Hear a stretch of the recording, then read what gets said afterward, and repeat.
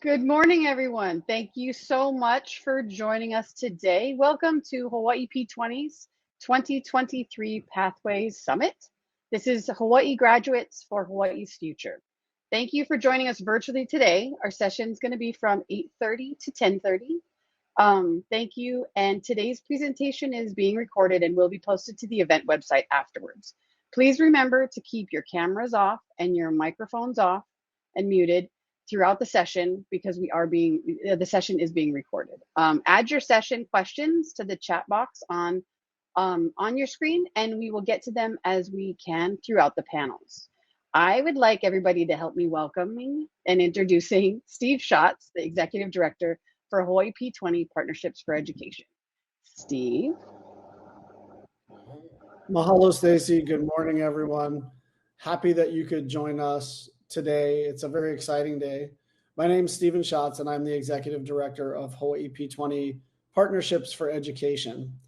And today is exciting because it is the launch of our new State of Hawaii Education Attainment Goal, Hawaii Graduates for Hawaii's Future. Many, if not all of you, know that we had an education goal that was set in around 2009 by the P20 Council that was 55 by 25. And that was a useful goal for those of us in the education community, and it galvanized our efforts around ensuring that more students attained college degrees. And we made some progress both at the K-12 level as well as at the university level. But there was something missing, and what we thought was missing were a few things. One was our goal was agnostic to the kinds of jobs that exist in Hawaii. Our goal was also not necessarily focused on creating pathways from our educational pipeline into current and future jobs in the state of Hawaii. So while we were empowering individuals to achieve their dreams, we didn't necessarily have a vision like we do today, which is about ensuring that students have an opportunity to live, work, and thrive right here in our state. So this is a collective commitment to not only align between educational entities, but align with the workforce needs of today, of tomorrow, and even to empower our young people to be job creators of the future.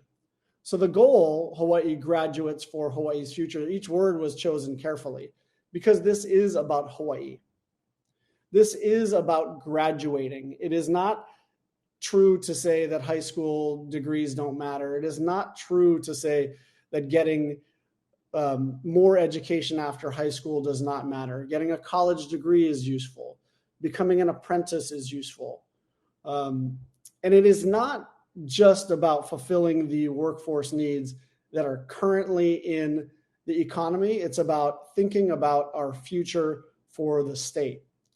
So we're really excited about the panel that we have today because it's really a symbol of the fact that this goal is collectively owned, not only by those within the education community, but those who are partners in trying to make something different for Hawaii. Education exists within a community, within society, and within our democracy. And so to have the partnerships we have with local philanthropy, with economic development boards, with chambers of commerce, with some of the local politicians, we're excited that we're all moving hand in hand.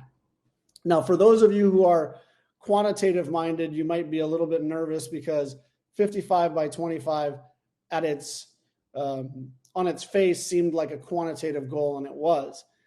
But what we have in Hawaii Graduates for Hawaii's Future is a collective commitment to measure leading indicators of success along the way. And we have this commitment divided into 4 buckets. The first bucket is about universal access to high quality early learning opportunities. And in each of these buckets, there's a core metric, and then there are some other leading indicator metrics, which we've collectively committed to measuring and focusing on. Goal 2 is about our progress within the K-12 space, universal preparation of K-12 students throughout their education, college, career, and citizenship. Goal 3 is about our success with students in post-secondary. And post-secondary can mean at the University of Hawaii, at one of our other our private colleges here in the state, or even other post-high school opportunities for students to achieve their dreams. And goal 4 is probably the most different. It is about filling and creating living wage jobs across the state. And so we have these 4 buckets within our overall attainment goal. And we, as an education community, as partnerships, have committed to measuring our progress along the way, all the way from early ed through K-12, through higher ed, and into the workforce. So this is a little bit different than an attainment goal that's mostly focused on higher ed. It's about this commitment to our students from the time they are within our reach, from early care and education and all the way through the workforce. And this is a bit different than anything we've ever had before. So again, excited to be here and excited to introduce our panelists and hopefully have a robust conversation this morning. So let me do a quick introduction of our panelists. First, from the University of Hawaii, we have President David Lasner. And from the Hawaii Department of Education, we have the Deputy Superintendent for Strategy, Tammy Oyadamari-Chun. The Executive Director of the Executive Office of Early Learning, Yuko Arikawa-Cross.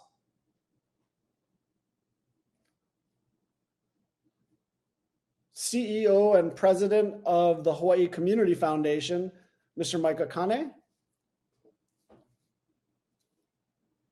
And Executive Vice President of Education and Workforce Development from the Chamber of Commerce, Keala Peters. Welcome, friends. Good to see everyone.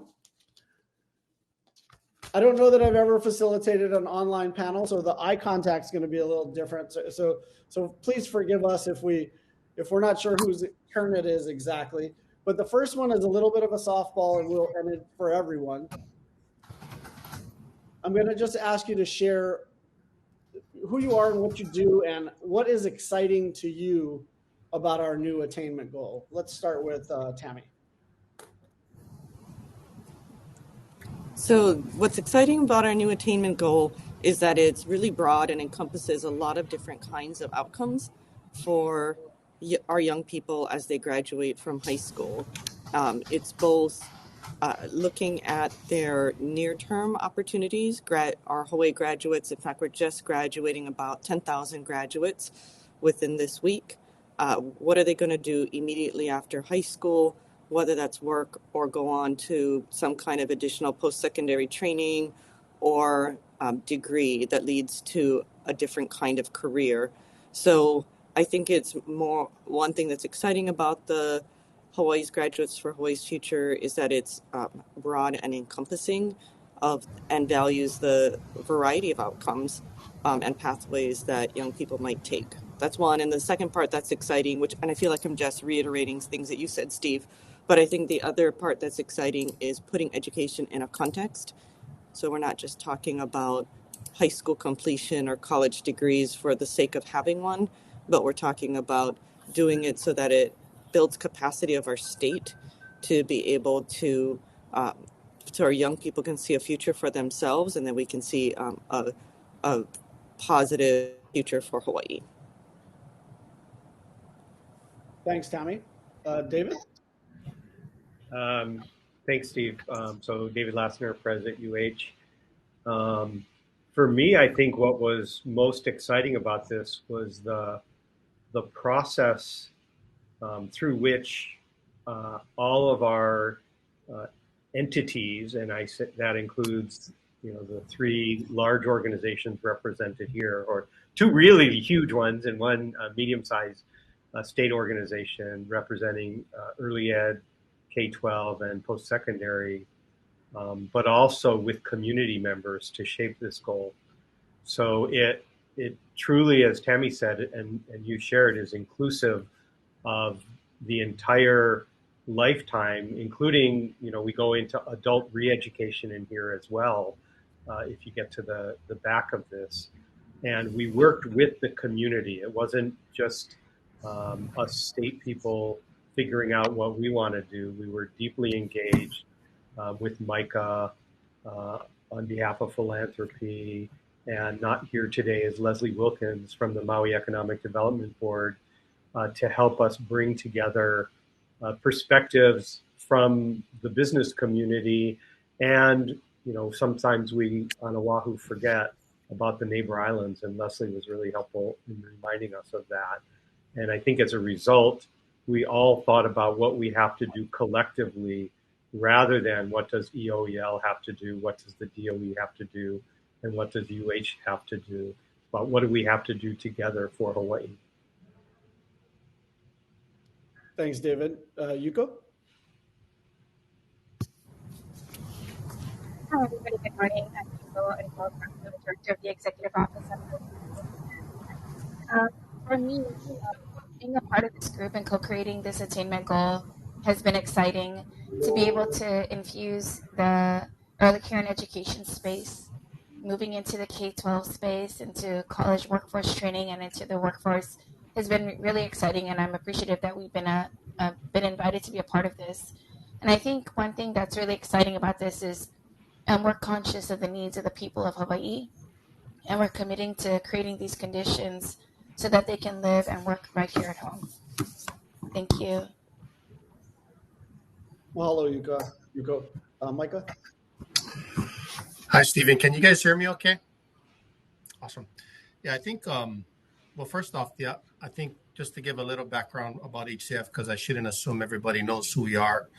We're kind of the newbies to the group, and we appreciate, P20 and Dr. Lasner inviting us into the group. But we've been around for over 100 years. We are a philanthropic organization and have the privilege of managing more than 1,000 funds, representing more than $100 million a year in giving.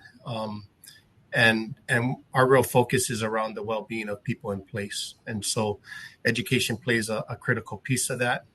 We're very much a data-informed organization. If you go on our website, you'll see our change framework. And it's an acronym for community economy, health and wellness, arts and culture, natural environment, government and civic engagement, and education. And what's exciting about that for us is P20 is a data-informed effort, and philanthropy is moving in a data-informed direction. And to be able to align our data and the work we're doing with the hundreds of nonprofits that we're working with throughout the community gives us a real leg up on having greater impact for our donor partners. As you know, Stephen, we're much more engaged in not just trying to lean in on our financial resources, but to also bring forward our human capital and whatever influence capital we have to support this initiative. And I think probably what's most exciting is that this is unique, I think, across the country, that P20 work is inviting community-based organizations like ourselves to try to scaffold around the work you folks are doing and to support, our leaders in education, our teachers, our professors, our early learning, our effort wherever we can. Thanks, Micah. Keala? Great. Good morning. Thank you, Stephen. So Keala Peters with the Chamber of Commerce, Hawaii. And at the Chamber, we work to bridge our business community with our education partners. We have over 2,000 plus industry partners who are members. And so what we find exciting about this attainment goal is that industry partners are going to be imperative to the success of this attainment goal. And so we hear so often from industry that students sometimes lack the employability skills, the soft skills. And so it's those work-based learning opportunities that the industry partners can bring to the table under goal number 4 to really help build those important employability skills among students. The second thing that's exciting about this attainment goal is that we're thinking in terms of pathways and pipelines. And so there's a sense of connectivity that doesn't always exist that I think is intrinsic to this attainment goal. So we're excited to participate and collaborate. Thanks, Kiala. That's a really good point about pathways. We've been working on pathways so much that maybe I forget to say it, but that is something that has a lot of energy around it. And we thank you and Sherry and Lord Ryan at the Chamber for being such great partners. And David, thanks for mentioning Leslie Wilkins from MEDB and Workforce Development Council, who was such a great partner during the development of this attainment goal, both in reminding us about economic development and reminding us not to be too Honolulu-centric. So we appreciate Leslie, and she wanted to be here, but just couldn't make it work for today. So this question is for anyone who's interested, but we often talk about the concept of alignment. In education, I've been talking about it for years. But why do we care? Why do we care whether there's alignment among those of us on this screen? Why does it matter? I'll jump in. You asked me to be loquacious. I think of it in a bunch of ways. And I think when we were working on this attainment goal, all of the interconnections came through. Within UH, we, of course, think a lot about alignment between our community colleges and our universities to make it easy for our community college students who want to move into a university for a 4-year degree to do so without loss of credits and ideally being prepared for their major and being on their way. It has been a lot of work over, really since the P20 Council got involved. I think that the DOE and UH worked pretty systemically to think about how do we bridge the what can easily be a gap between high school and college. And a couple of the best examples, I think, are the work that we did to align in math and English, because we know that students who can't get through college level math and English early in their college career are less likely to finish. And the more we can have them ready coming out of high school, the better. And that was a whole lot of work by people in both the DOE and UH, including our teachers and faculty, working together to smooth that transition. I think the last one I'll mention was kind of a wake-up call around early education and higher education. And that one's not as obvious, except that when the legislature and now Lieutenant Governor have announced plans to build 200 classrooms, all of a sudden my first thought was, oh my gosh, where are we going to get the teachers to teach in those classrooms? And we have to stay aligned, even although it's not as obvious, between that aspect of the workforce and what we're trying to do in early education and post-secondary education to make sure we have the workforce. Mm-hmm. And Stephen, I'll add an additional perspective to President Lassner's around alignment. We are seeing great work being done to align the skills and credentials that employers say they need with curriculum and what's being taught both at the K through 12 and post-secondary levels.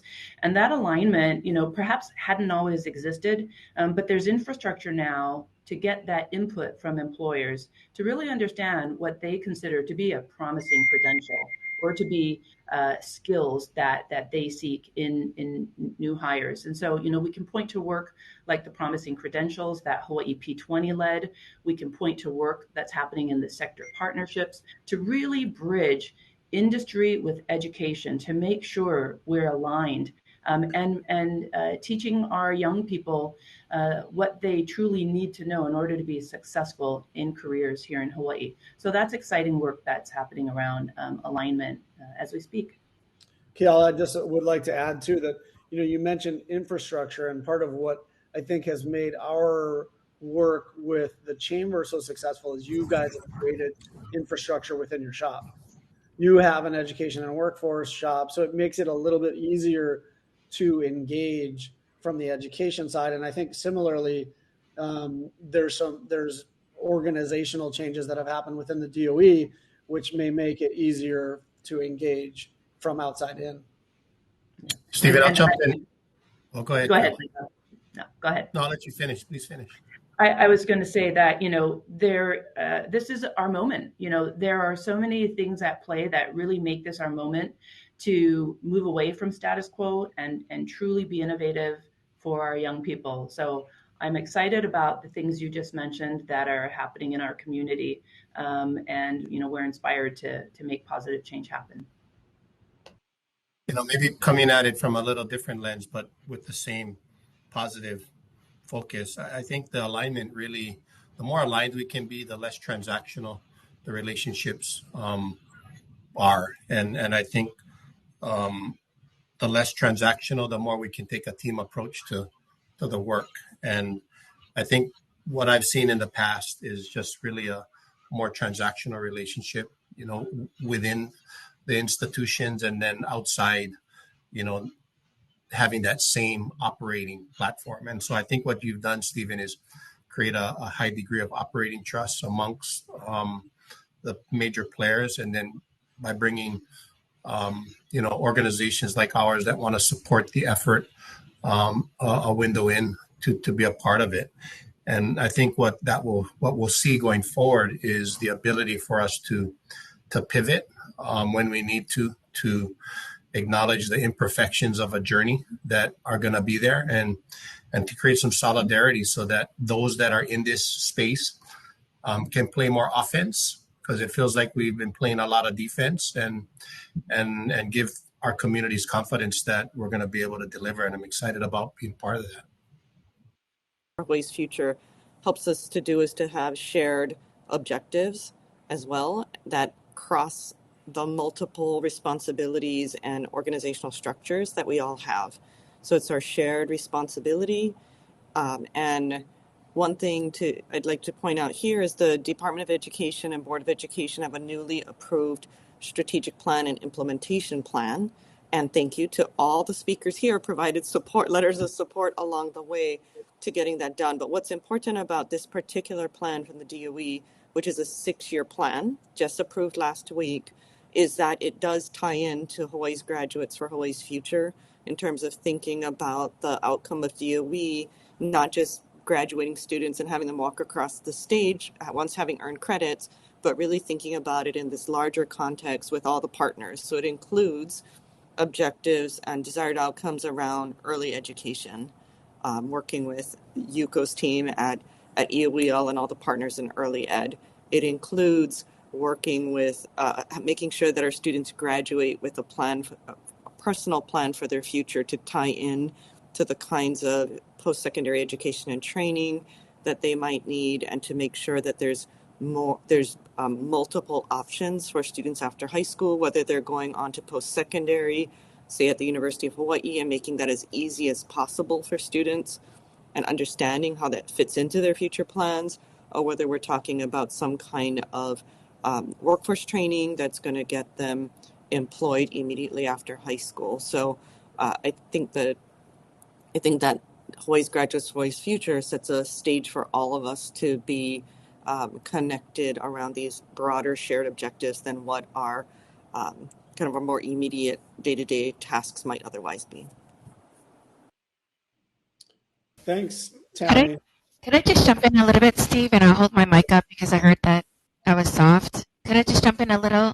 I think adding to what everybody else said, I said, the kind of change that we're going through right now is very adaptive. It requires a lot of new thinking, problem solving, new learning. And I think what's really exciting about this is that with these big initiatives, there are a lot of moving parts. And so what's really excellent right now is that we're committed to this common goal. We're being conscious of the work of others that are actually, we're all interconnected. And we're not only collaborating to support ourselves or our own individual entities or organizations, but also trying to work to also enhance the work of each other. And I think that that's what's really exciting right now.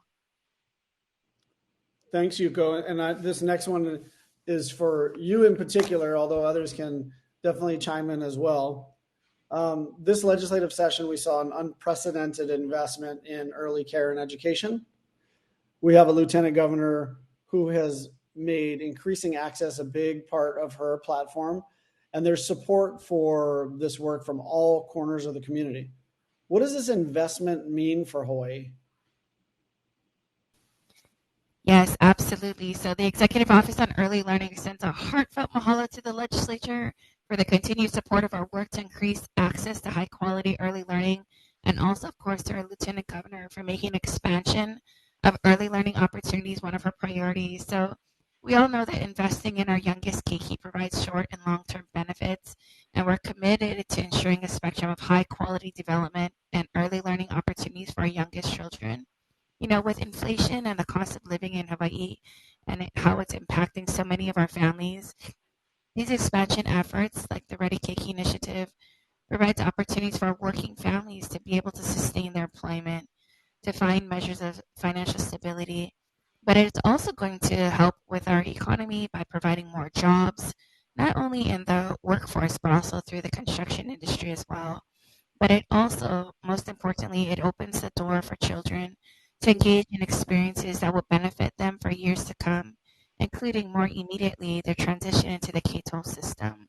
And as we're talking about alignment, there's no way that this could be accomplished without all the collaborative efforts from our partners like University, P20, School Facilities Authority, DOE, Charter, DHS, private, nonprofit, philanthropic, the list goes on. And so we know that when we are all aligned, then we can build this strong foundation for Hawaii, for our long-term well-being. And it's just very exciting right now. Thanks, Yuko. Maybe it's a question for you or maybe for Tammy, but as we continue to increase access for young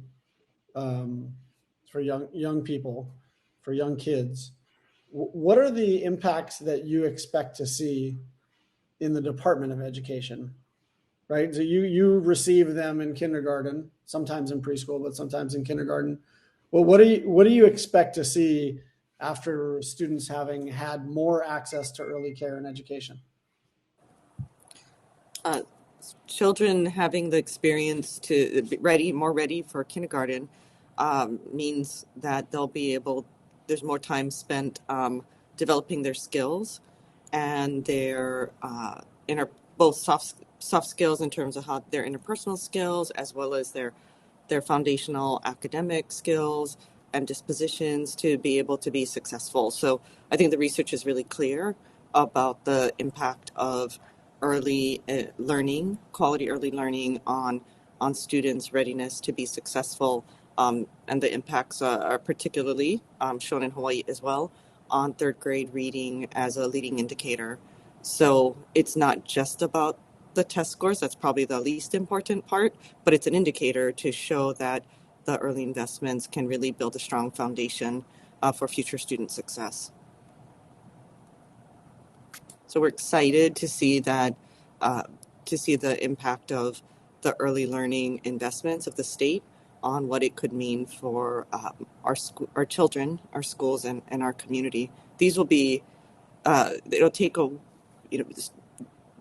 while for us to see the measurable results. So I think everyone just needs to be patient, but I think the track record is quite clear that the early learning really pays off.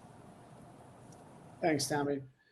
This next question is, I think, mostly for Micah and Keala, and that is, you've always been partners to the education community, and now we have a different level of engagement. What do you folks see as the difference between 55 by 25 and Hawaii Graduates for Hawaii's Future from where you sit?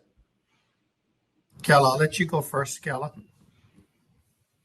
I thought by your taking your mic off, you were going first, Micah. Thank you for that. The key difference, and I think it's been said in the past 30 minutes, but that is, the place that industry partners have at the table with educators to develop curriculum, identify priorities, and then most importantly, provide that very rich work-based learning experience that, as Tammy mentioned, gets our students truly ready for workforce, able to work on a team, problem solve, be a creative thinker, communicate clearly. So that to me is the key difference. And the other piece is that really we're looking at a sequence of experiences and exposures for students. So we're building their acumen as they go through the education system, but there are connection points along the way so that we're building their skills. We're thinking about a sequence of experiences for these students so that they're not moments or episodes of learning, but instead something that builds and prepares them as they move towards matriculation and moving into the workforce.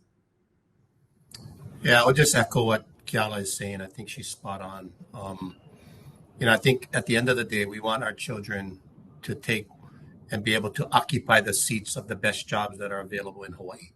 And I think that synergy was not as aligned as it is today. It's much more aligned.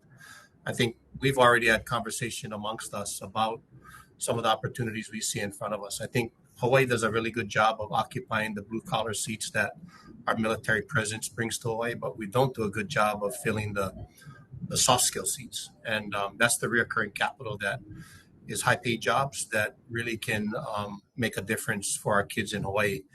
And so I think, the alignment that the University of Hawaii has with K-12 and then going all the way down to where UCO's responsibility sits, and then Kiala and organizations like ours that can scaffold around and be informants of what the needs of the workforce are, just creates an opportunity for better success. Thanks, guys. And this one is for David. And this is about the value of going to college. I think it's become kind of popular of late to say that college isn't worth it, to say that a college degree is not a good investment. What are your thoughts on that? That's just plain wrong, Steve. So let me share a couple of perspectives on that.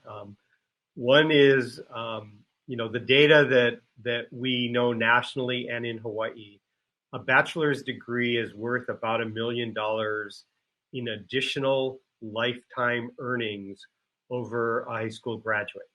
So that's, there are anecdotes, of course. You've got, Mark Zuckerberg and Bill Gates who never finished degrees and are gazillionaires. But these are, for most people, a college degree or high quality certificate is the pathway to a more economically vibrant life, which especially in a place like Hawaii is so important. So now picture this $1 million, and the last number I saw for a UH community college associate degree was about $600,000. But I'm going to use the bachelor's degree as the example because that's the one that gets trashed the most nationally.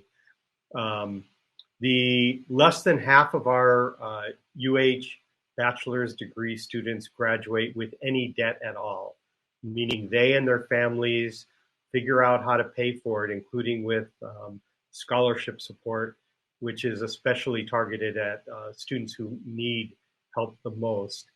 Of those, less than half who graduate with debt, and Hawaii is among the best in the country at this, the average debt is also low. It's under $25,000. So now you're weighing two things. Half a chance I will graduate with no debt. If I have debt, the average will be $25,000.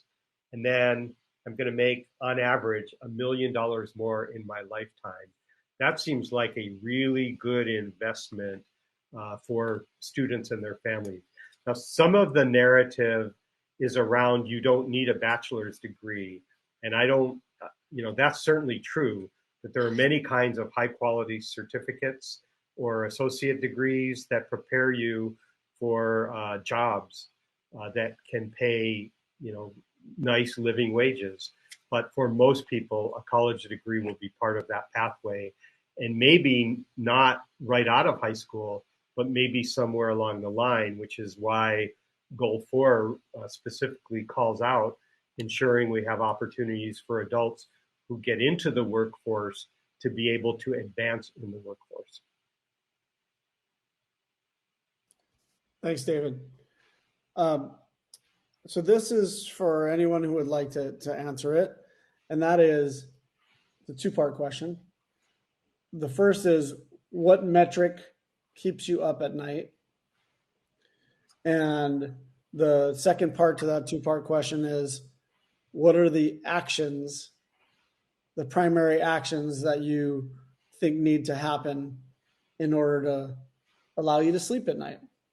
I'll jump in. I'll get us started.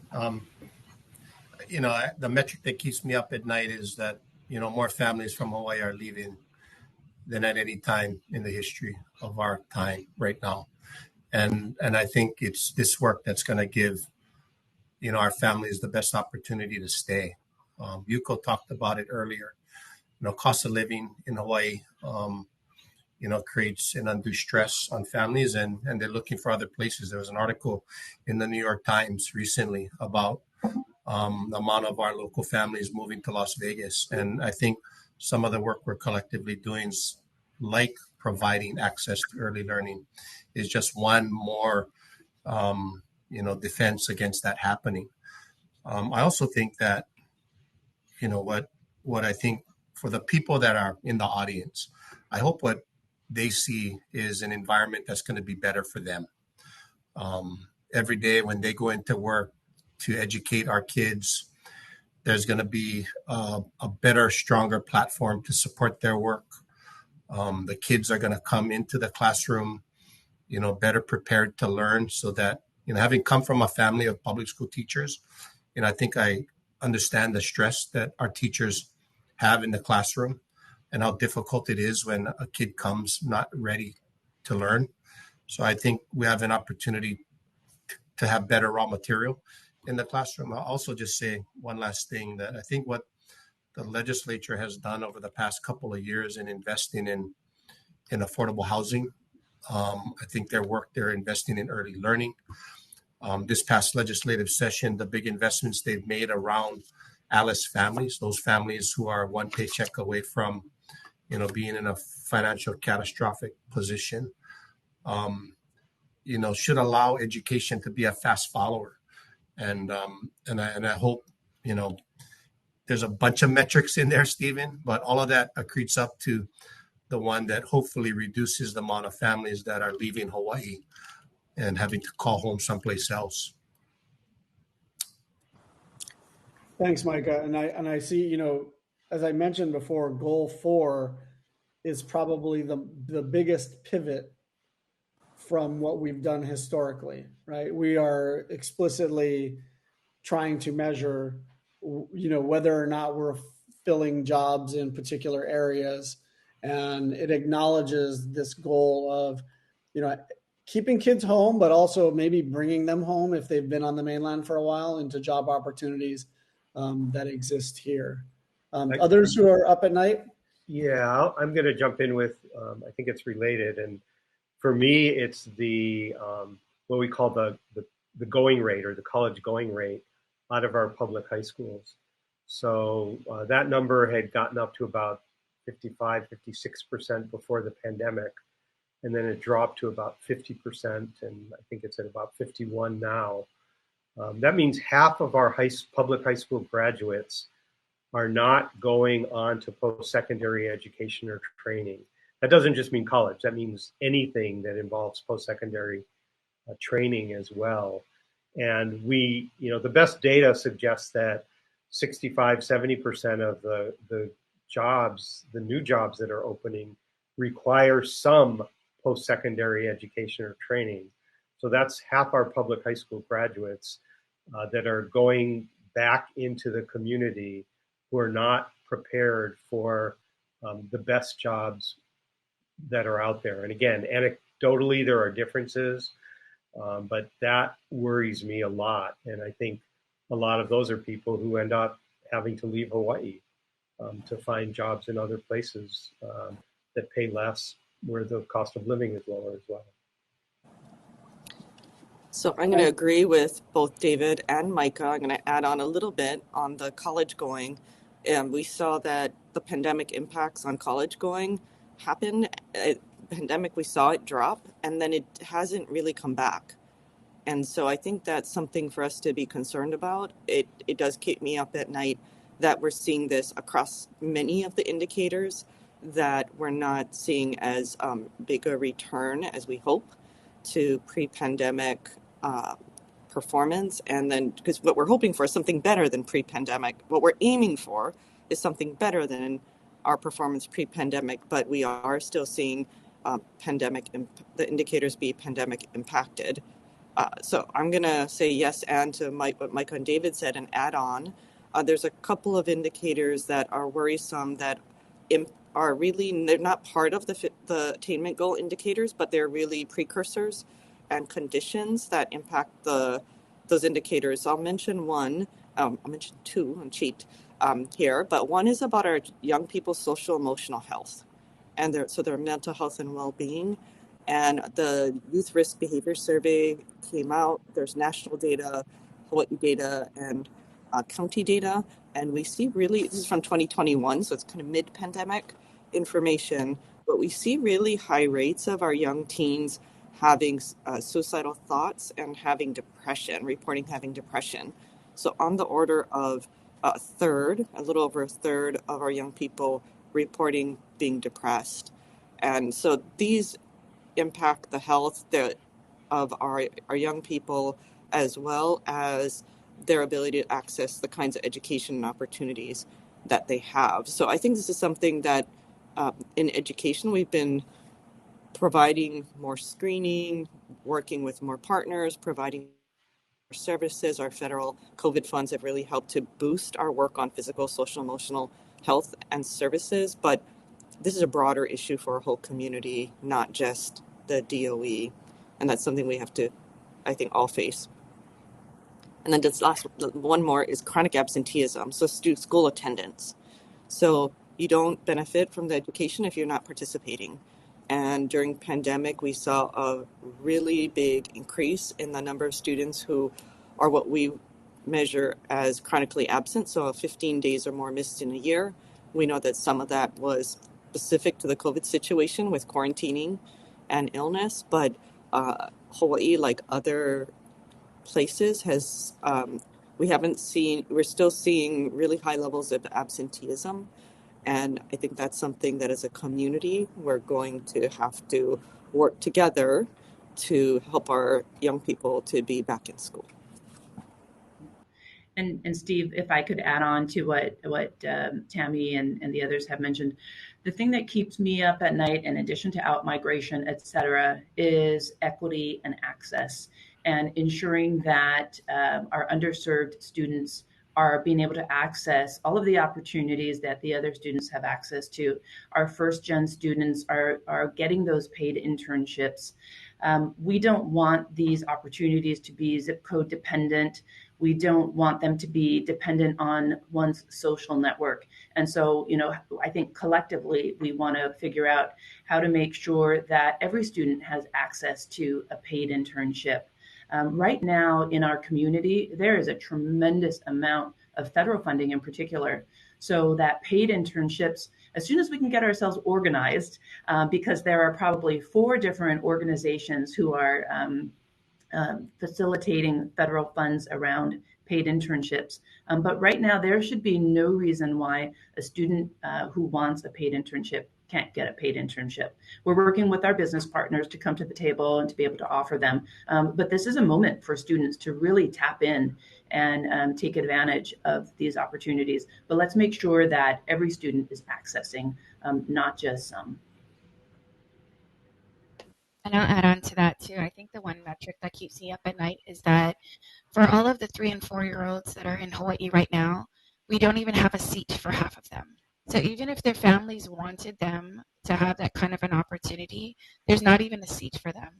And so I think that when we're talking about equity and access, how do we help people if we don't even have a seat for them. And so that's where Lieutenant Governor's universal access to early care and education is so critical, because it's really an equity issue. And, going along with that, when we're looking at expanding access for the little ones, we're also looking at trying to develop our workforce. And some of the things are, how do we bring these type of educational opportunities to every corner of each of our islands?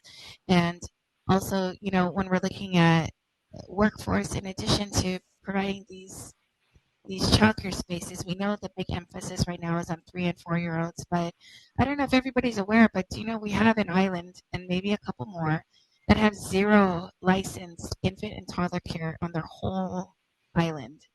And as a parent, just think about what that could possibly do for you in your career if you do not have family support or people to help you. So I think that just thinking about that in 2023, and thinking about how much I relied on the care that people were able to provide my children so that I could work, and knowing that it's not even an option for some people right now in 2023 is, I think, something that's really pressing, that must be pressed soon. Thanks, everyone. I just wanted to add a little color to this too, in terms of what we've committed to measure. We collectively, as you know, have stated that we have metrics and leading indicators beneath each of those metrics, but we also have committed to measuring our progress with a lens for equity, for who's struggling, who's been historically underrepresented in college, and what progress we're making. Similarly, for 3rd grade reading, or high school graduation rate, or early learning participation. For each of these metrics, we want to look at it not only in terms of what we're doing for the most advantaged, but also for those who might not have all of the advantages of their neighbors. And I think that's an important aspect of our commitment within Hawaii Graduates for Hawaii's Future and our partnership. But it also is manifest in the strategic plans of the entities. Like, you'll see the DOE strategic plan, the BOE strategic plan and DOE implementation plan is not just about, actions that will be taken. It's about what will be accomplished, for example, for students who receive free and reduced lunch, for special education students, for English learners, for Pacific Islander, Native Hawaiian students, and just keeping an eye on that. And similarly for the University of Hawaii strategic plan, that commitment to measuring equity is not new, but it's part of what we've all agreed to do. I would say the one added flavor to Hawaii Graduates for Hawaii's Future is, I think we're a little bit more cognizant of rurality and whether or not we are being equitable geographically in terms of access, right? Like, so, Yuko mentioned the lack of early care programs in certain counties. We, together with the DOE, are trying to expand work-based learning. And we're doing that not only with sort of a historical, the way that we've historically done with the lens of who has access, but also just in terms of geography, just looking at a map, who's got access. And it's very clear that it's easier to provide access and opportunities in urban hubs, right? And it's not so easy to do that for Ka'u and Hana and Kohala and even Waimea or even Wailua on this island. So I think we have this commitment to think, in terms of equity, but one of the new lenses through which we view that is, as an island state, to what extent are we actually meeting the needs of our communities on all islands? And the DOE and UH has done a great job with early college in, providing access for students in small, rural, remote schools to hui up, even if they might not have critical mass to create a classroom. But if you've got a few kids from Hana and a few kids from Waipahu and a few kids from Waikea, maybe you can make a classroom. And that's a nice equity solution there that I think deserves some note. David, were you going to add something? Yeah, I was going to jump in on that, and then also maybe just quickly address a couple of the questions from the audience. I want to just say that I think the pandemic taught us how much we can do with technology. And that is also one of the enablers for how we will be able to reach rural and remote communities and provide more equitable access to educational opportunities and also services. Obviously less applicable in Yuko's world than in my world, but it's certainly something that is apparent to everybody, in the country and maybe around the world, and certainly in Hawaii, that we can do a lot more with technology than we were before the pandemic. Just quick comments on two of the questions in the panel. One is from Kau'i about Olelo Hawaii Early Ed, and we are looking at that at Kahakaula at UH Hilo, is looking to help pioneer and figure out what those programs would look like, and as they have pioneered in a lot of the immersion schools, what kind of content and curriculum might be useful. So stay tuned. They are an active part of the early ed conversations. And then I want to agree with Corrine, who talked about students feel like they need money. And I want to cut them I want to be gracious here, because in a lot of cases, their families expect them when they finish high school to start earning money to help support their families. And that's why the partnerships with industry and some of the ideas that we highlighted in Goal 4 are so important.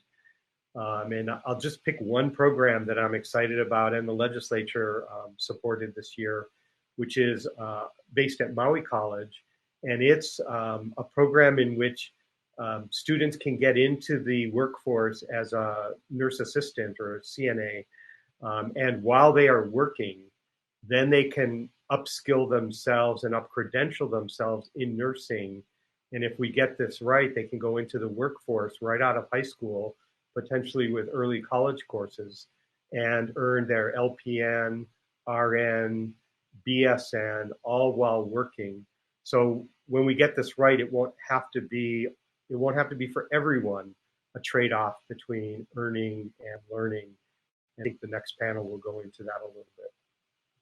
Yeah, David, I appreciate you bringing up that work on Maui to create pathways. I'll say there's some optimism around creating an earn and learn pipeline for teacher educators.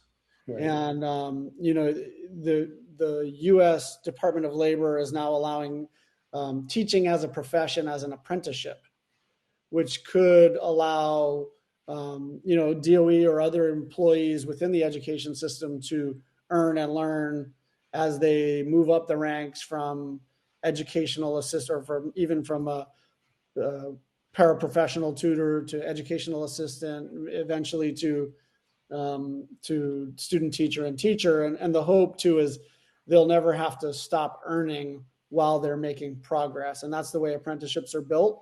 So we're excited about that potential stream of work going forward.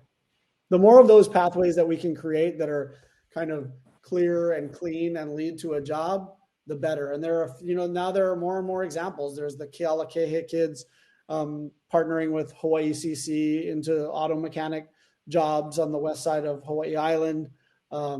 There's the Maui, there's a lot of work in healthcare to that effect, and some other ones in the pipeline as well. So one of the things that's really important is that creating these pipelines, or what the Healthcare Association of Hawaii has deemed or labeled as glide paths, that a lot of people in the healthcare industry talk about, is that it takes work of the different partners and agencies to create the steps and paths that make it possible to communicate what that career pathway looks like and what those opportunities look like. rather than conceptually saying, well, you could become, if you're a nurse aide, you could become an LPN. The Maui College program and the employers that are involved actually make it possible for people to work and go to school with tuition assistance. And I should also mention the Good Jobs Hawaii program, that as well, with some grant funding and coordination, it actually makes it possible and smooths the path for our young people to not only become employed and be able to advance. I'll mention another big partner is our Carpenters Apprenticeship Program. They are currently in 33 high schools, or will be in 33 high schools next year, providing a 2-year program that helps young people get exposed to the career, and also, if they're successfully complete, gets them into the apprenticeship program with some kind of acceleration.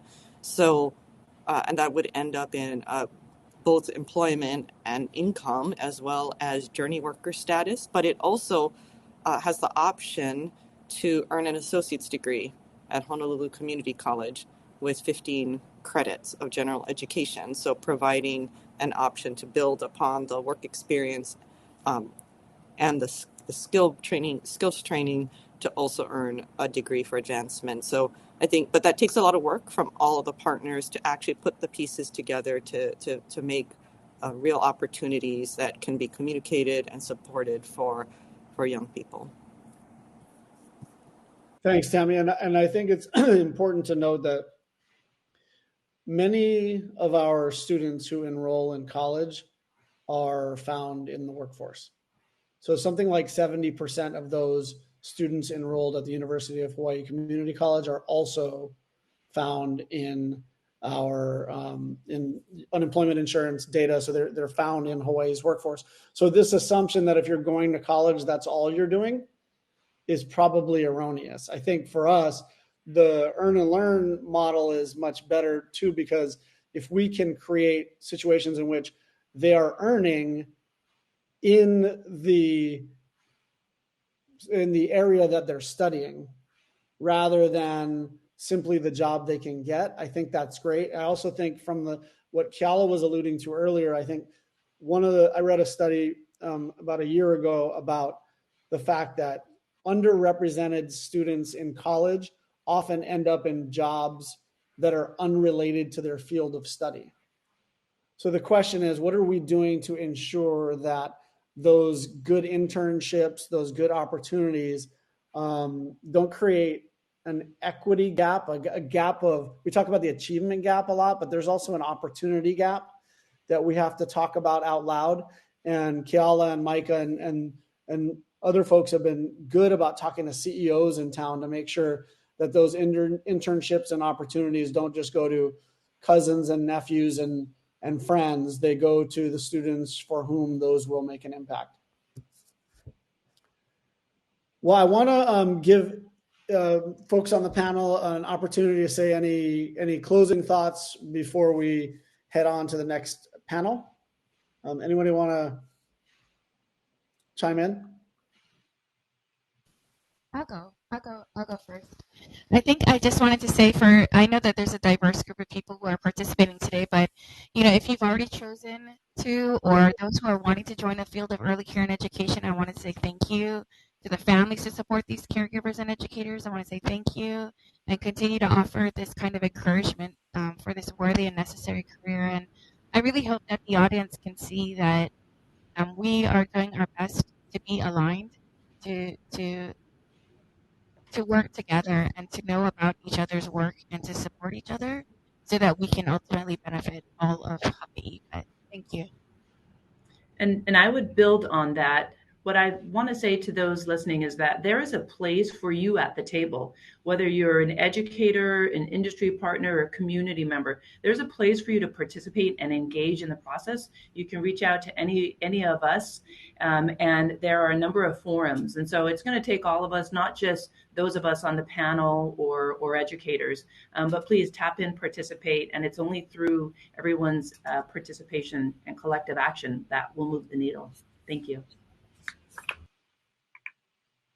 I'll just, thank my colleagues here, and I think this is really this creation of this attainment goal has been an amazing exercise in collaboration, starting with a shared vision and then 4 pretty simple goals that are easy to say but hard to do that we all need to undertake together, as Kala said. So mahalo for being our partners and co-conspirators in all this.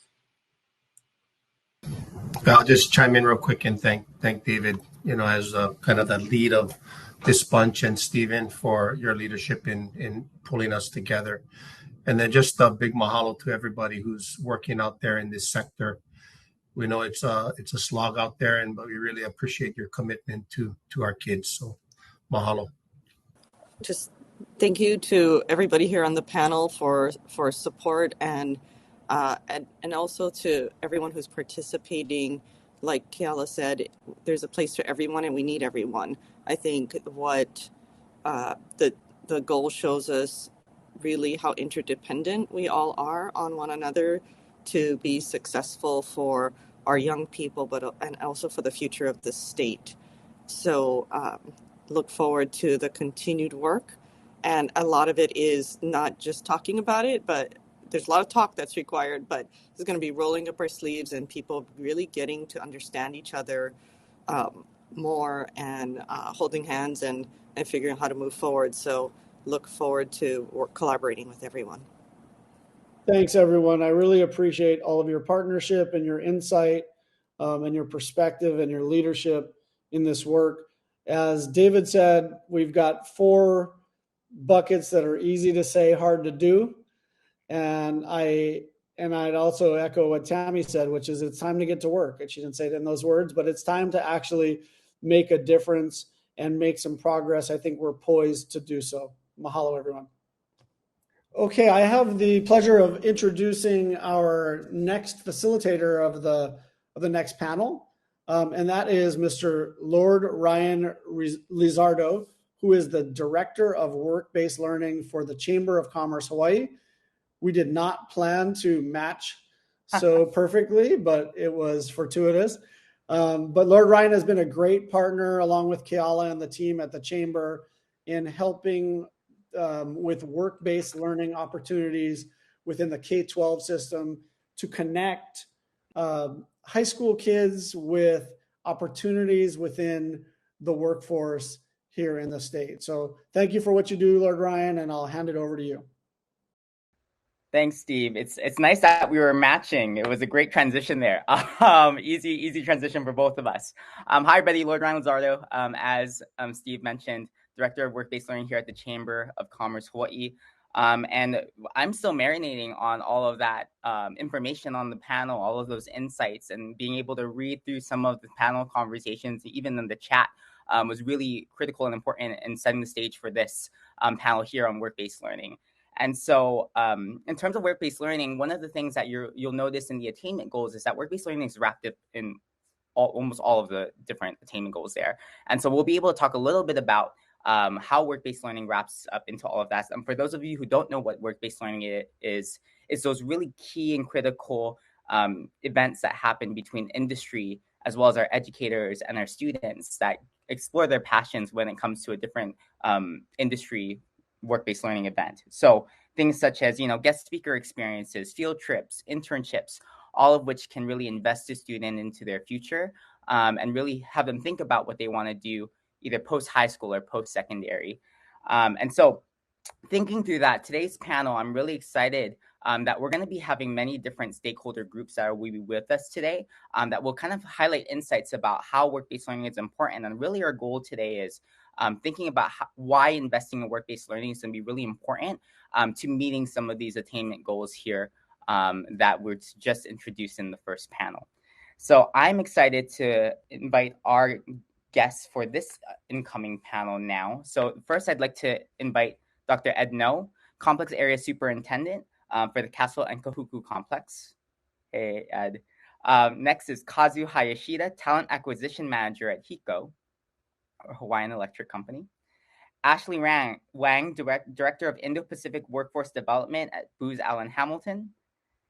And then I'm very excited for these two as well. So we have Eliana Mafi, who is a recent high school graduate from the class of 2023 at Pearl City High School, as well as her colleague, another recent graduate of Pearl City High School, Keziah May Tuazon.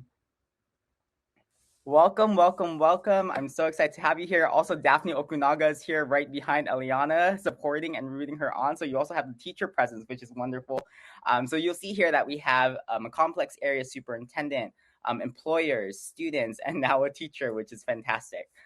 So we're really excited to have you all here today to really talk about how work-based learning is so important and critical in terms of these attainment goals, but also just our Hawaii workforce talent pipeline that's here in Hawaii and preparing our future youth to take on different careers here in Hawaii.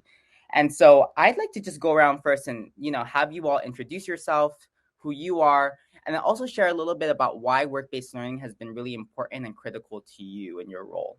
So I'll start off with Dr. Ed No. Ed, if you could take us away. Hi, good morning, everyone. I'm really excited to be here. Of course, this work has been happening here in the Windward side for many years before I came. So I just came to really get to be the one who benefits from all the groundwork. So just really want to make sure that, through our Windward CTE Academy, Melissa Mano has been just leading this effort. We have Dr. Rachel Aquino as our intermediary, Trisha as our CTE path specialist. And we couldn't have done this without our incredible partners, the Harold Kale Castle Foundation, Kamehameha Schools. And it's really an effort. And, those partners become our community. And it's really such an exciting time because we're giving students opportunities to explore pathways that maybe they would not ever be exposed to.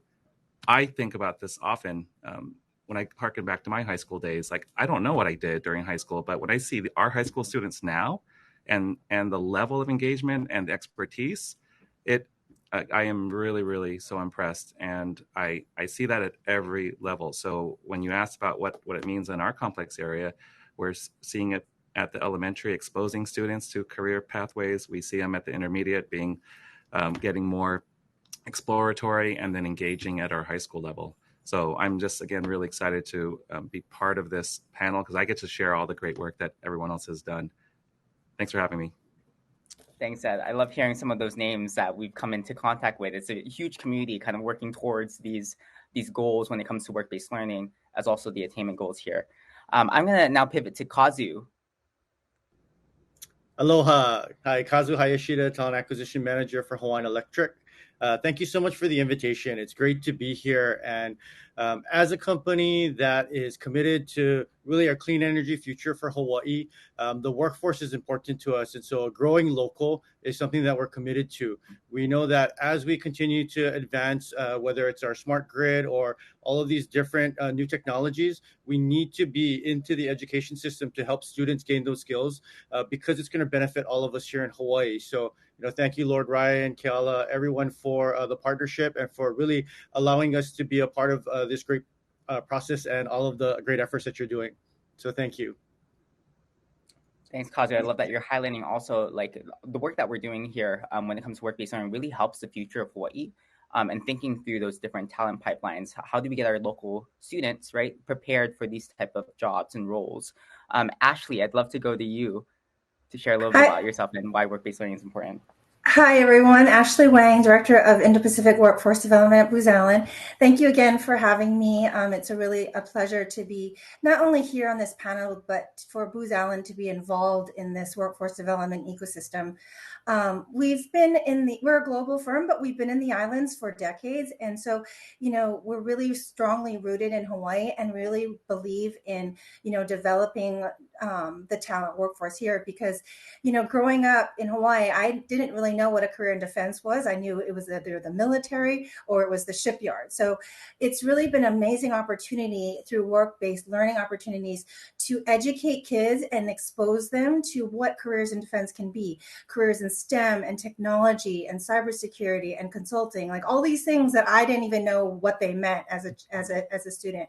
So really getting the opportunity to go into middle schools and high schools to teach them about all these diverse career pathways that they can take, and that there are sustainable careers here in Hawaii that you can have and live on and sustain a career in. So for our younger students, it's really about, exposing them to these new career pathways.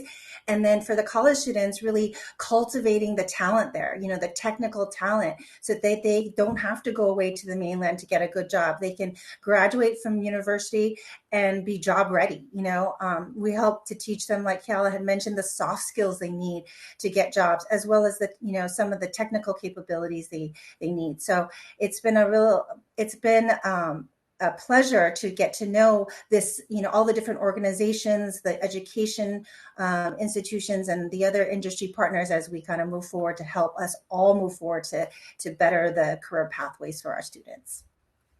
Thanks, Ashley. Yeah, exposure is key. I think that's going to be really critical and important when it comes to work-based learning in the future. And also just exposing the students to the different career paths that are here in Hawaii. And having industry kind of inform what's needed to be done in our K-12 system, as well as our post-secondary system, to better prepare our students for those careers. Aliana, as a student, go ahead and introduce yourself and why WBL is important to you. Okay, so hi everyone. My name is Aliana Mafi. I'm actually a recent graduate of Pearl City High School. Learning has definitely been a huge part of my education, and it's given me a lot of opportunities through my high school experience. I would say during that time, I was able to work with the chamber a lot. I think that was definitely one of the main business partners that we were able to work with in Pearl City High School, especially in the academy I'm in. With chamber, I was able to have an internship with them, and I was able to get a good understanding of how a company could run and just get the good feel of it. But with that as well, this year I was able to go to many different field trips, and I was able to go to many different companies. The chamber was also there as well, so I got to see Lord Ryan a lot this year, and I was able to hear different professionals speak about what they do in their different companies, and just get a good feel on what they do in the career field. I know that I could go back and forth of what I wanted to do, but I think business overall was probably the main career field I always wanted to go into, only because I think I have more interest in it, and just what I've seen and experienced. I think that is one thing that I'm happy I got to see over my high school experience. So yeah, I think it's very important for work-based learning. Thanks, Eliana. I love hearing about your experiences, how it impacted your future. And then Keziah, same question to you. Feel free to introduce yourself and why work-based learning has been important to you. Hello, can everyone hear me? All right. But hi, my name's Keziah. You guys can call me Kez. I am a recent graduate at Pearl City High School, proud alumni now. But work-based learning has impacted my future. Basically, all of my life, I've just known about the healthcare, mainly because of my two Filipino parents. So I was strictly on this path of just nursing. And throughout this year, I was able to have many opportunities through the chamber and with the work-based learning, given opportunities to me and my fellow classmates. And it gave me a bunch of perspectives on how many opportunities there are out there in this island and in this world, basically with business. And so now I am planning to do business management at UH Manoa, and I'm very lucky and I'm very blessed to have these experiences and opportunities that were given to me with work-based learning, and being able to work on skills like public speaking skills, advocacy, and interpersonal skills because of work-based learning. And so that is really why it's important to me and has impacted my future and what I want to do in life. And yeah, thank you. Thanks, Keziah. I love that you're mentioning those employability skills that come along with work-based learning, because it's not just those technical skills that come from it, but those employability skills that you're learning throughout.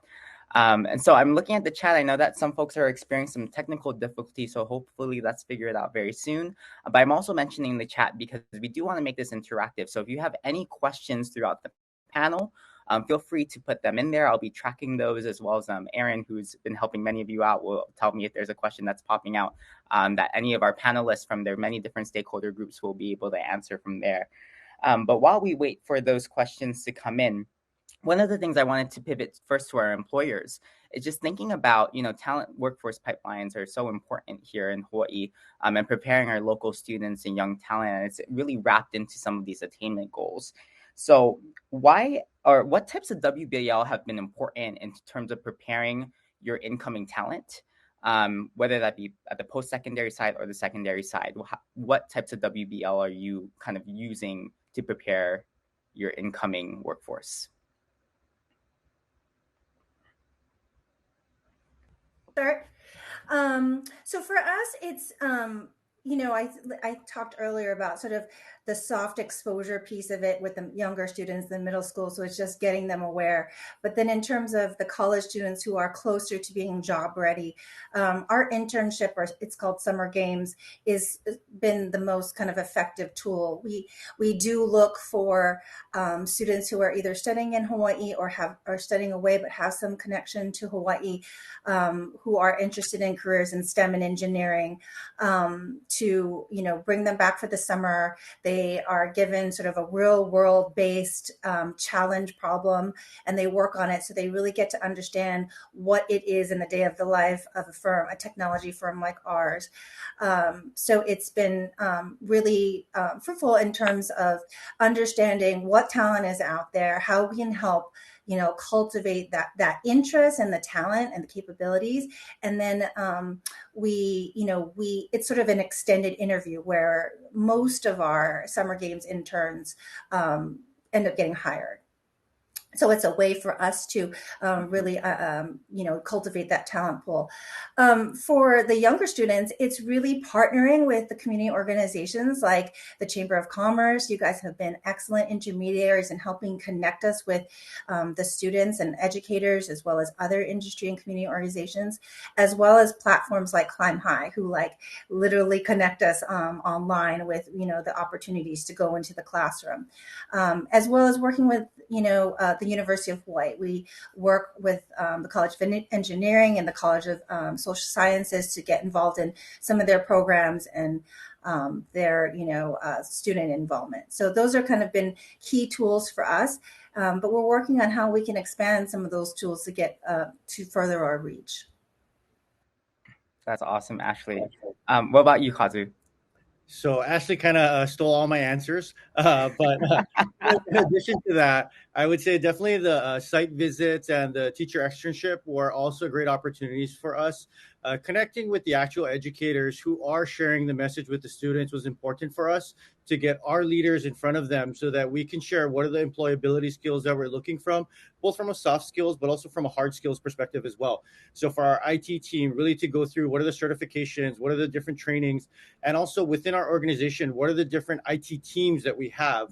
Cyber is a growing area for us, so definitely a lot more emphasis in that.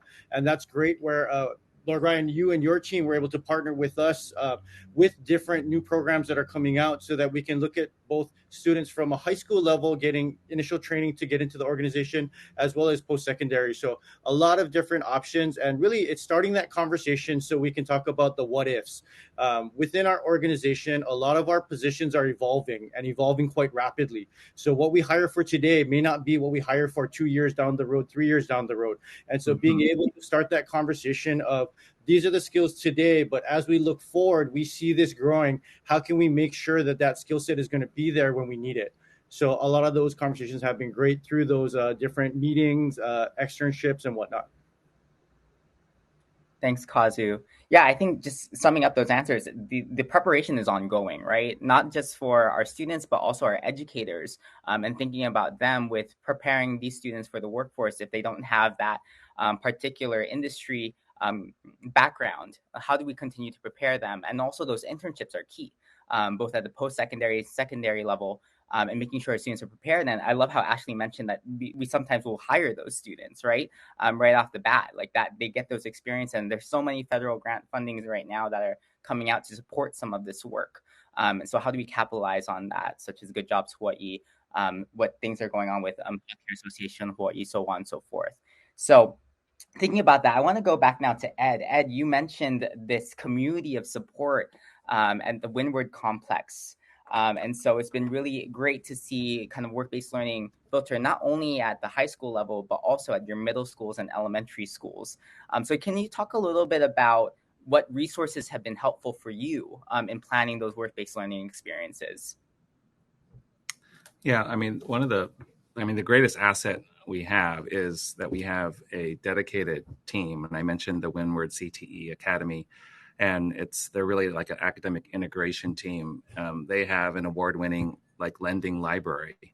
So talk about exposure for elementary school students. Like in their hands, they have like we'll call them real world tools. Like it's not, so when they're getting the opportunity to engage in trying to solve real world problems with real actual instruments that scientists use to take data, it's empowering.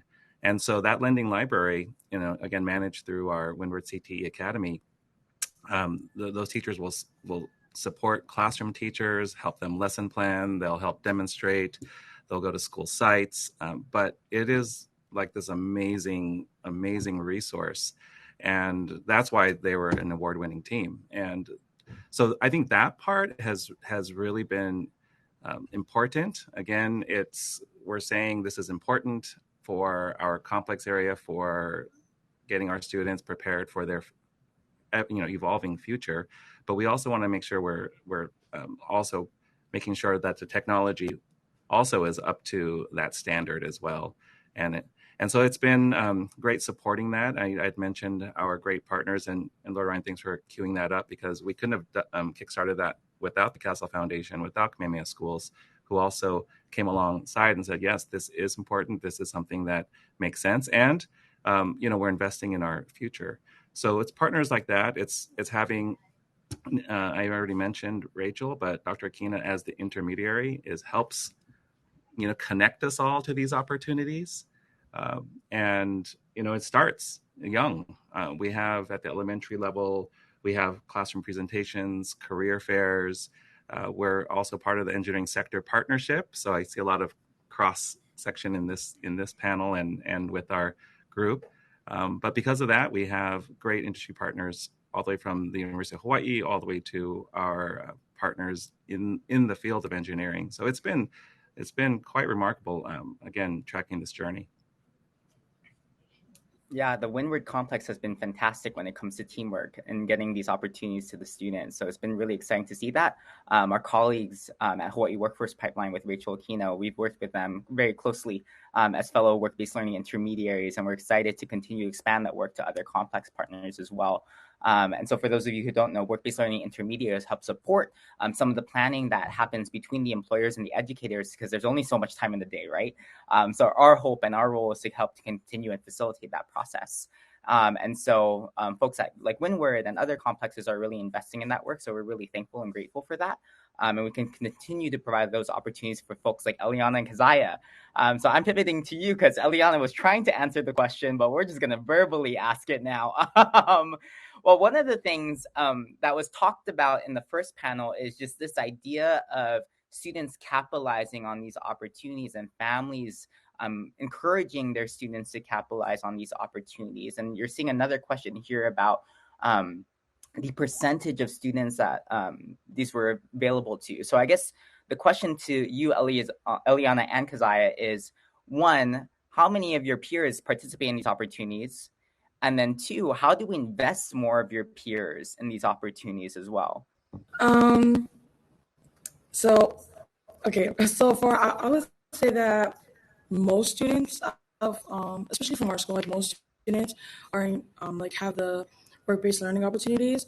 I would just say again, it would have to it's a certain degree of the engagement. So it could be from certain academies, they could have just the resources from Castle, the health services, they could have the different resources to learn about the different things in the medical field.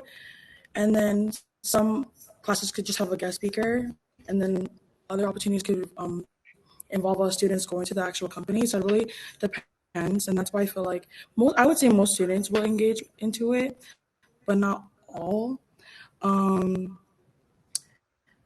for that, I don't think, how do I say this part?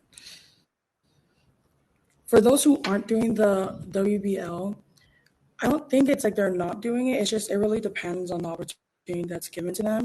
Or it's really part of them. It's like if they want to engage to it, then that's all of them.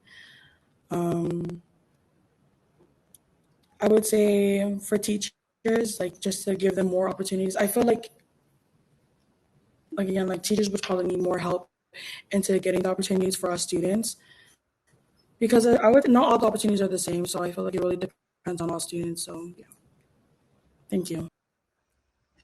Thanks, Eliana. What about you, Keziah?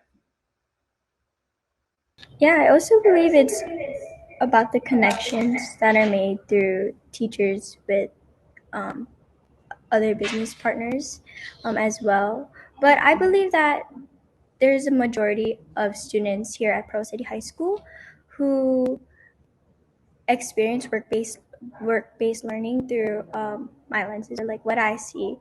And so I believe if we wanted to, reach more students into experiencing and gaining more opportunities through work-based learning is really through the teachers of what Ellie said. And I believe it's also the students is, I believe that they should have the choice to also do work-based learning as well. It's always up to them. And so the opportunity is there for them to also grasp if they want to do it. Because I'm glad that we have academies and we have teachers like Ms. Kaji who finds these work-based learning opportunities. And so it's so great for us to have. And so it's also up to the students. We have a lot of work-based learning, thankfully. And so, yeah, majority has been spread out to students.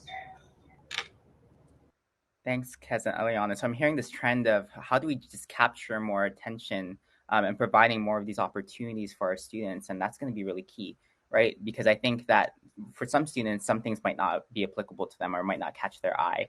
I recently went to Campbell High School, and we had a student who was super unengaged and then got into their STEAM academy and is now on track to a 3.8 GPA before graduation. So that's huge. So how do you re-engage these students and thinking about those career paths? And when you really catch them, how do you continue to build on that support? So something just came in the chat here for our employers. So what ideas do you have for large companies such as yours to be more involved with work-based learning experience for our rural or remote students? And then we know we have a lot of those students in different communities here around the island. And so how would you engage them, or your thoughts around engaging those types of students into your work-based learning opportunities?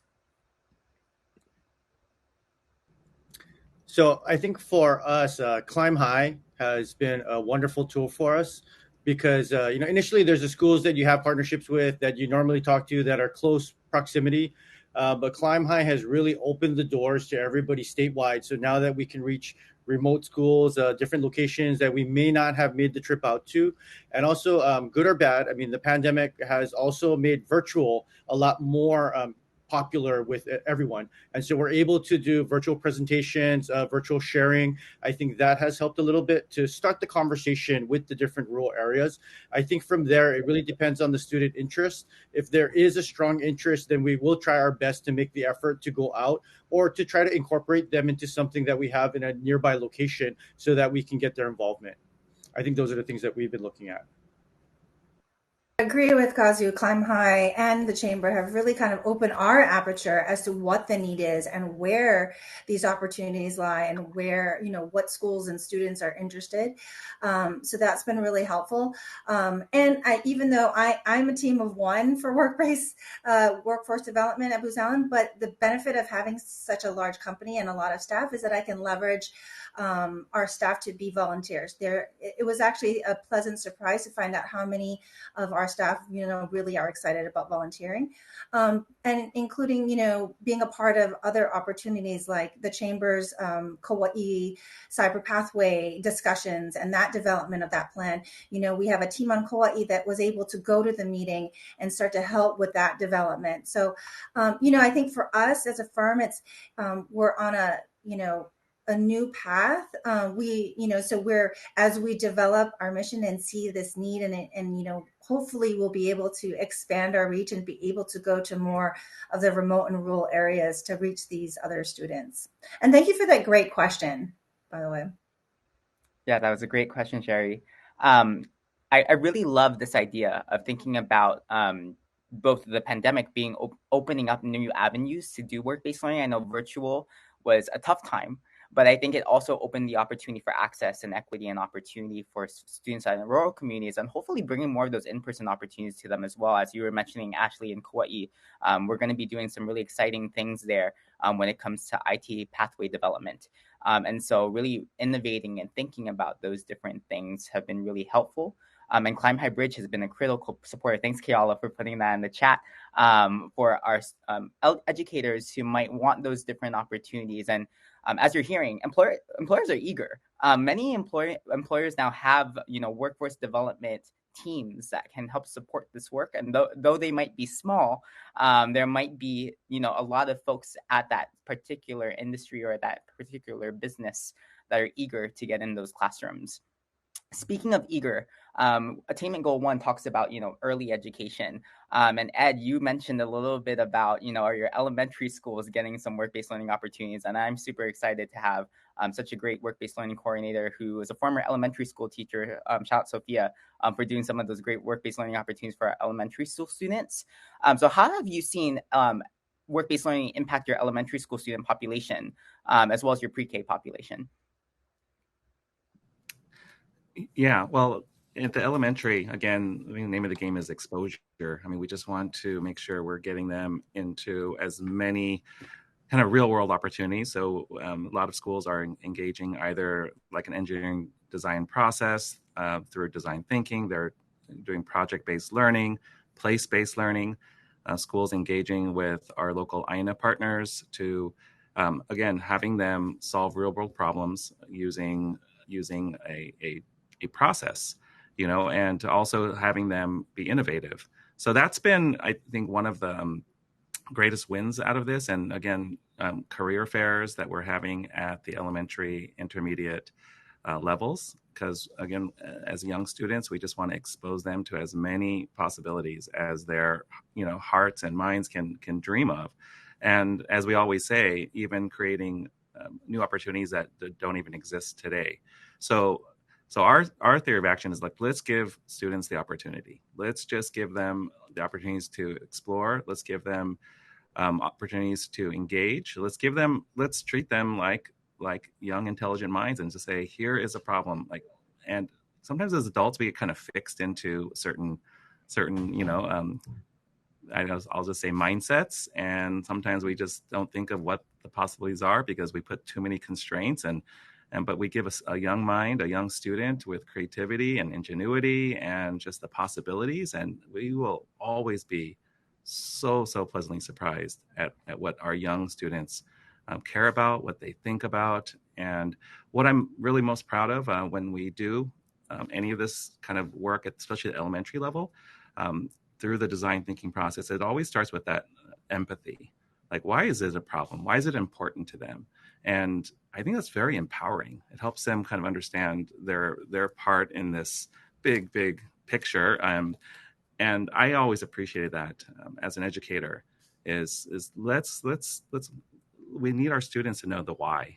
Why is this important? Why are they part of the solution? And one of their ideas, I tell you, is going to be like this incredible breakthrough. So we just don't want to hinder that. And I just also, we've talked about kind of pre-pandemic, pandemic, and, I'm looking at our numbers and impact. And so, just this year alone, we've had, over 4,000 students involved, and that's like almost double from 2021. So we are making that impact, and we are getting more schools and more classrooms, more places across not just our complex area, Castle Kahuku, but also in our district, including Kailua, Kalaheo. So it's that part's been really exciting. So again, I just keep on thinking of all these students. One of them is going to, solve something very, very significant. So yeah, we have to just keep on encouraging this kind of experiences for our students.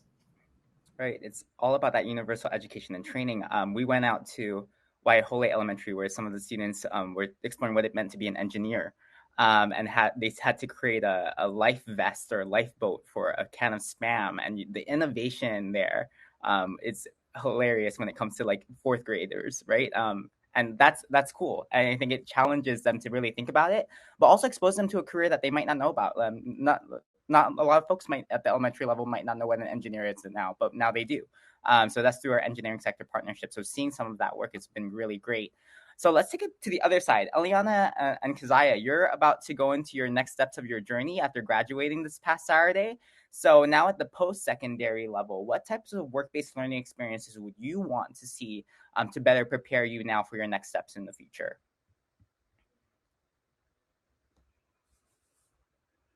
Definitely the different internships, guest speakers. They always made an impact. There we go. Oh, got it? Okay. Definitely what I was saying was internships and the bunch of like guest speakers.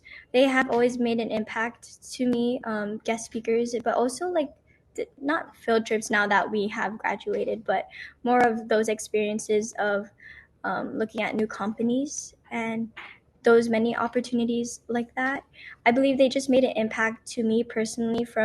I remember that we went on a recent field trip, and we got to see many companies like DR Horton, and then we also got to see the chamber itself.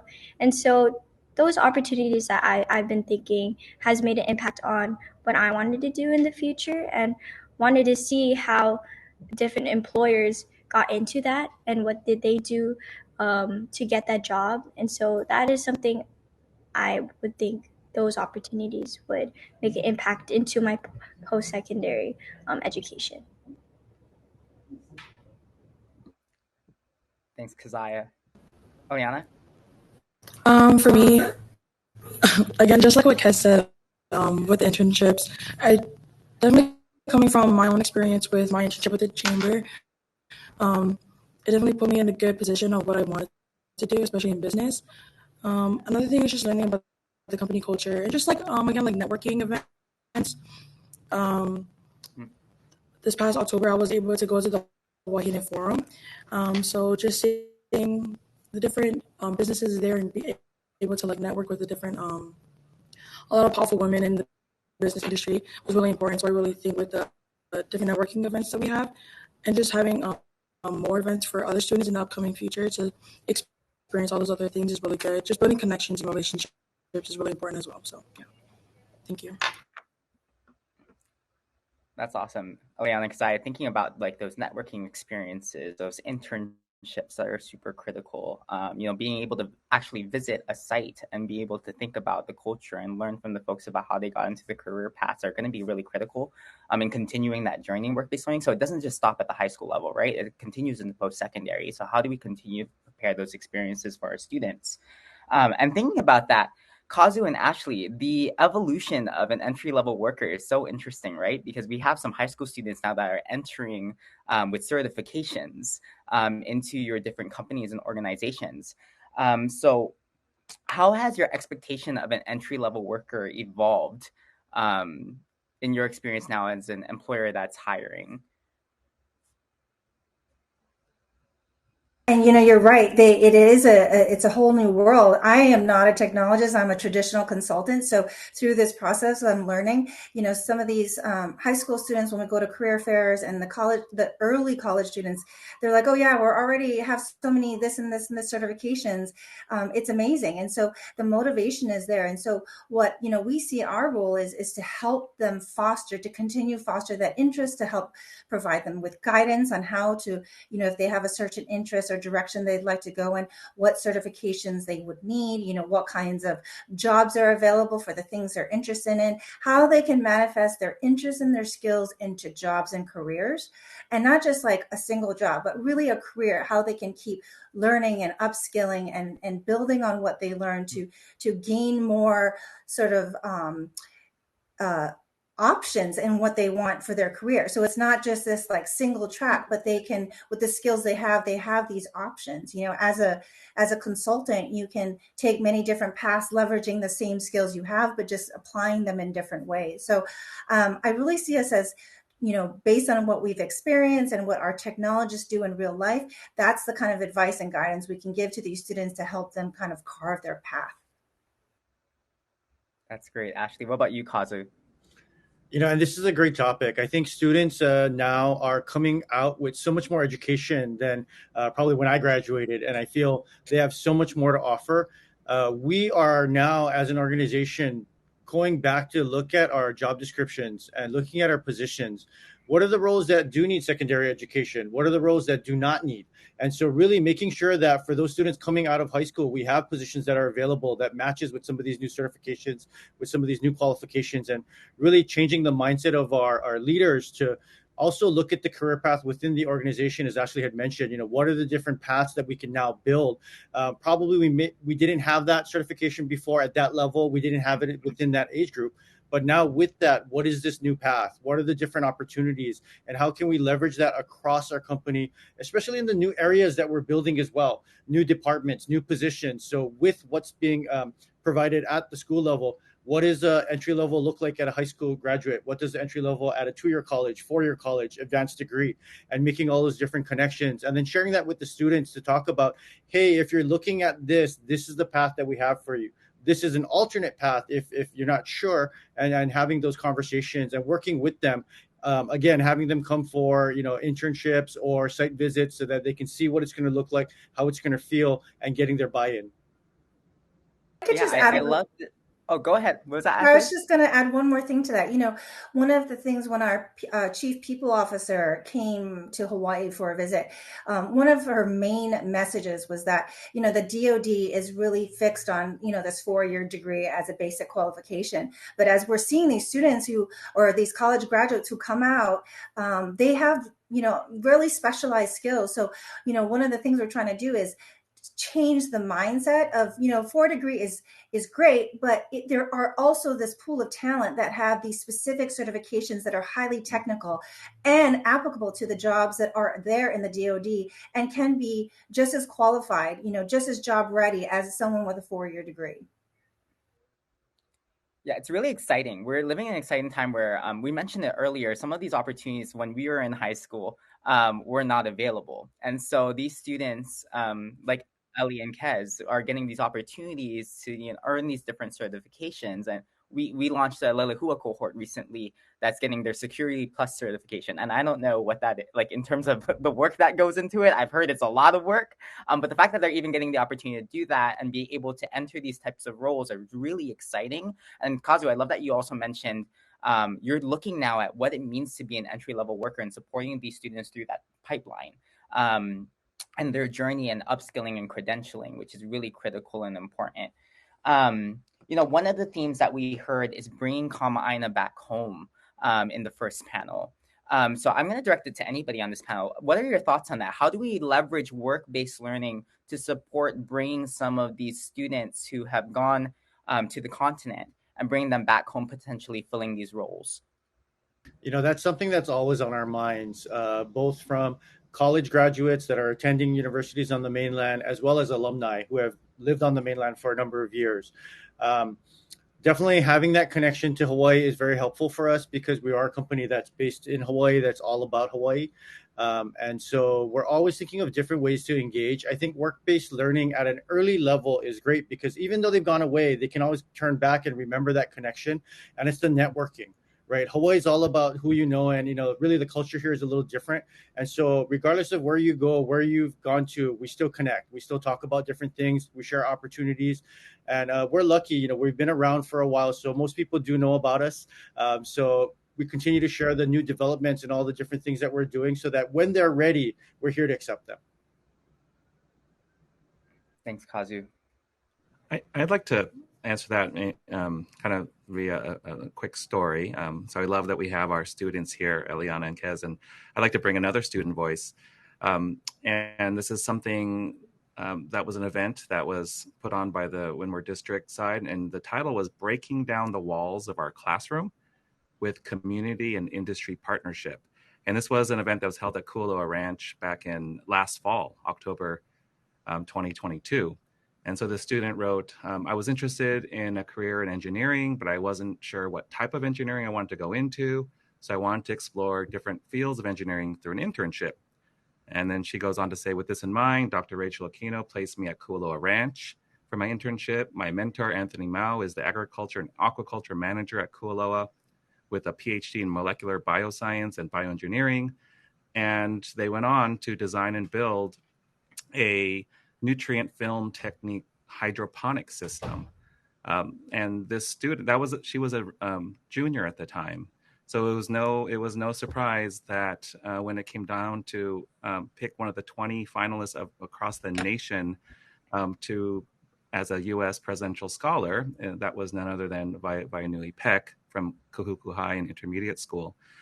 And so I just keep on thinking, like, those are the opportunities that we give our students as a rising senior, not sure what kind of engineering, but was exposed to something. And now the hope is, to your question, as she goes out to study abroad over at Yale, and she's going to come back because she did something. She built a vertical saltwater hydroponic system for sea asparagus, the first of its kind. And I keep on thinking, what better place to continue that study except back home? So no pressure, Vaianui, but I'm just saying, we equip our students but we connect them to their place. We connect them to their aina. And I think that's always the drawback. Of course, family, but like to think that our students can be part of our future solution. I think that is what will bring our students home.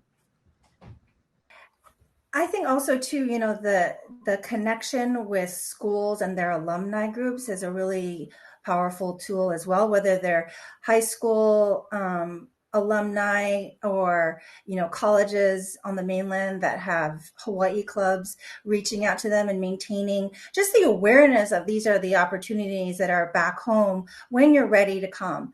And then with that, what we've been talking about this whole time is that, giving them the confidence and the optimism that there are good jobs back at home that will pay them enough so that they can, live and sustain a good, quality life here. And we can do that by building these pathways that are, sustainable, they're robust. There's a lot of, jobs available that have wages that are, sustainable. So I think it's, a lot of that is instilling in them the confidence that they can come home and they can make a good wage and a living. Thanks, Ashley and Ed. Really great stories, really thoughtful about those different alumni groups connecting to Aina. Eliana, go for it. I interrupted you. No, it's okay. It's just my connection is so bad right now.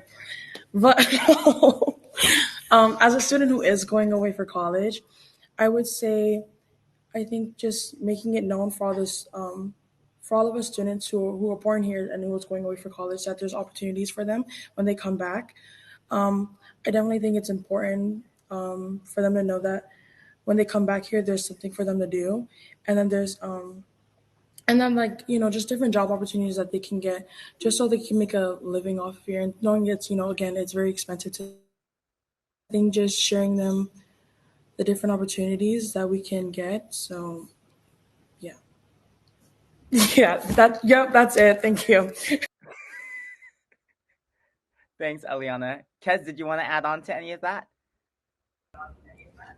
Yeah, so I'm actually staying home and,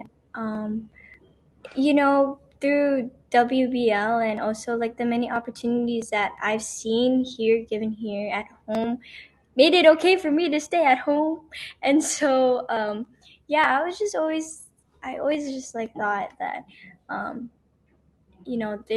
there's so much out there, but there is so much out here as well. And so it made it okay for me to, come back and just like stay home and also work with my community and giving back to my community.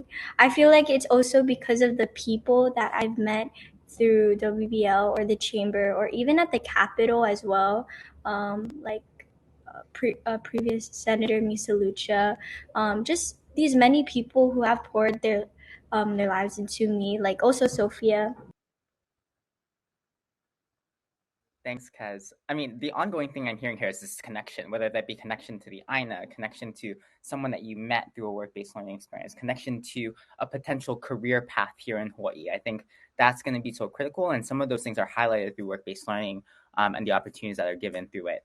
And so we have about 10 minutes left. And so I'm just going to end with the question again with all of you. Our goal here is to have our many folks in the audience really invest in work-based learning from their many different role groups that are here today. We have about 200 people. Aaron just texted me still on the call. So thank you for hanging in there and being part of this. I hope you learned something really new today. But I just going around, I think my last question to you all is why invest in work-based learning?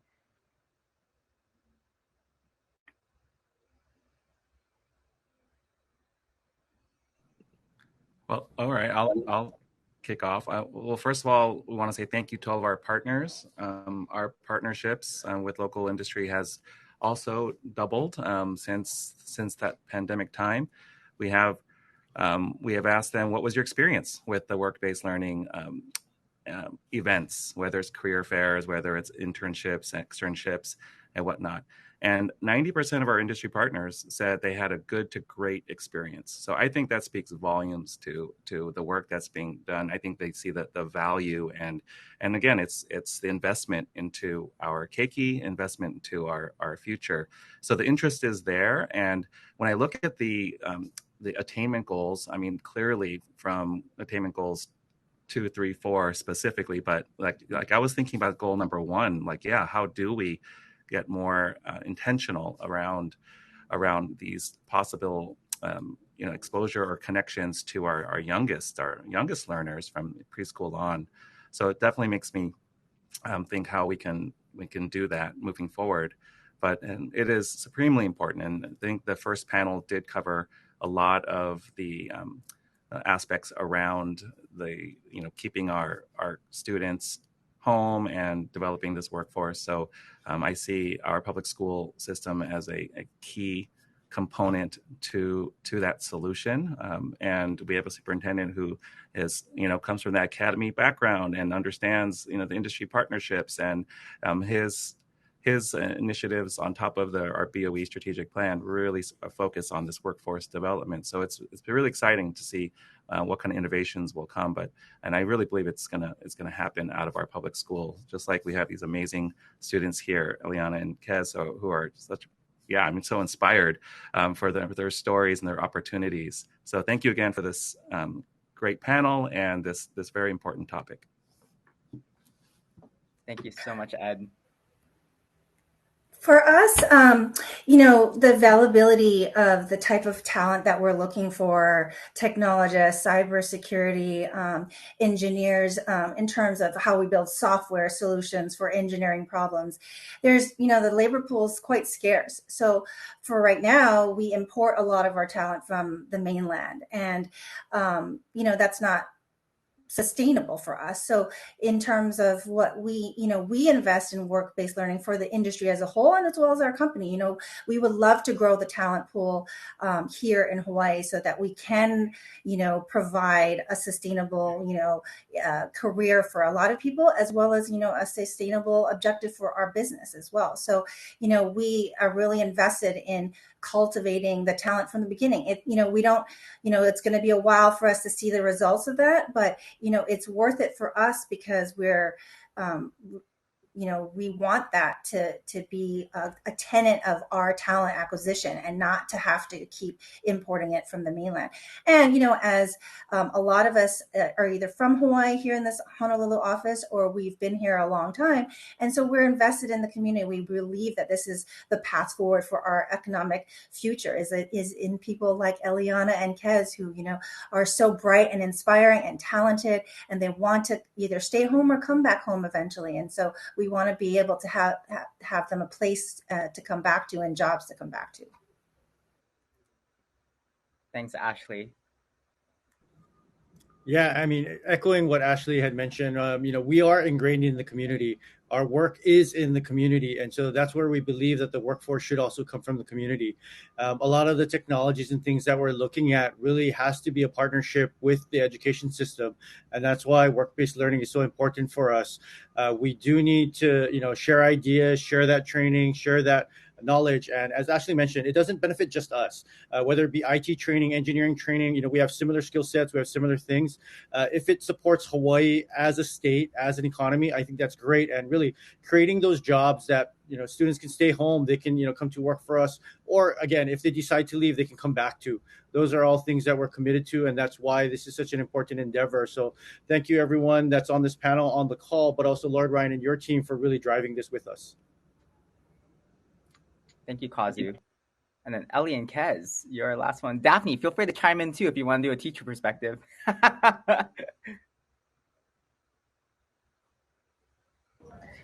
I want to highlight bridging our industry partners is also important. I feel like me and Ellie wouldn't have known about these many businesses if it wasn't for the bridging of these industry partners, and also WBL in general. It's the experience, it's the opportunities that impact us students and also give us the excitement to also work and to also learn more and gain more skills, and to also have that growing passion and that empathy, and again, community, what Kazu said. I feel like that is so important, and that's something that's into my heart, is helping or giving back to my community. And so that's very important to me. And because of WBL, that is really important for just our community in general, and that growing passion that students can gain from WBL. And also stability, like what Ashley said, having a stable job that is given to students even after they graduate high school or even beforehand. Sometimes college is not meant for all of us, and so just having that opportunity and that job out there for us, knowing that we're stable, our keiki is stable, is very important. And that's why WBL is also so important. And that's why I'm highlighting how impactful it is. And it's impactful to me and Ellie to also share. And we'd like to thank you, Lord Ryan and the Chamber of Commerce, for giving us that opportunity. And again, bridging that industry partner to Pro City High School, and allowing other students to also have that experience and that opportunity. So yeah, thank you. Thanks, Kez. And Eliana, you're our last one. End this off. I would also just agree with what Keziah said and what all of you guys said as well. But for me, I would definitely have to say it's a guaranteed relative learning opportunity. Instead of just learning from a textbook, we get to expand from just our education. And from my own experience and from Kez as well, in our math class, we were able to go to a car dealership and just learn about different things about learning how to buy a car, different things about that company. So I just things like that. It definitely just gives us a more expansion of what we need to learn, and definitely in the real world, situation. Especially for me, since I'm going away for college. I'm able to learn all the things here in Hawaii and take it with me to the mainland, and also share my knowledge to them as well. But also it just gives me a good sense of belonging to come back here as well. So with that, I definitely think it's very important, and it definitely just gives a more expansion of our education. So yes, I also want to say thank you to the Chamber and Lord Ryan for this opportunity. It's again I like to end my my little high school career with Chamber. So thank you. So yeah. Thanks, Eliana. Don't hide. That was a good answer. You're good. I am just super grateful for all 5 of you being here today. Well, 6 of you, Daphne, thank you for all of you just being here today, sitting with us and really sharing your insights. We're rooting ourselves in this attainment goal. And so we really want to make sure that we're reaching these different metrics here, and work-based learning is going to be really key and critical to that. So for our folks in the audience, whatever role group you're coming from, whether you're an employer, a complex area superintendent, a teacher, a principal, we invite you to join this ecosystem. So please, we implore you to, invest in work-based learning in the future. And thank you for just being with us here today from 8:30 to now. We are really excited to continue this work. And hopefully we'll be seeing many of you soon. So thanks so much, everybody. And feel free to shower the chat with your thanks. thankfulness and appreciation. So have a great rest of your day, folks. Thank you, everybody. Thank you for having us on. Mahalo to Eliana, Keziah, Ashley, Kazu, Ed, and Lord Ryan for that wonderful conversation. We really appreciate it. Work-based learning is, it's an action that can be taken to connect students with careers that they're interested in, and really importantly, to connect businesses with a talent pipeline. Like I was struck by the titles, Ashley and Kazu's titles, right?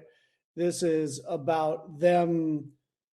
This isn't their philanthropy or PR arm. These are actually the folks that are looking at the future of their businesses and how to fill those jobs with talented local residents. And so digging in and figuring out what that means and providing those opportunities for students is a really important part of making progress on our goal.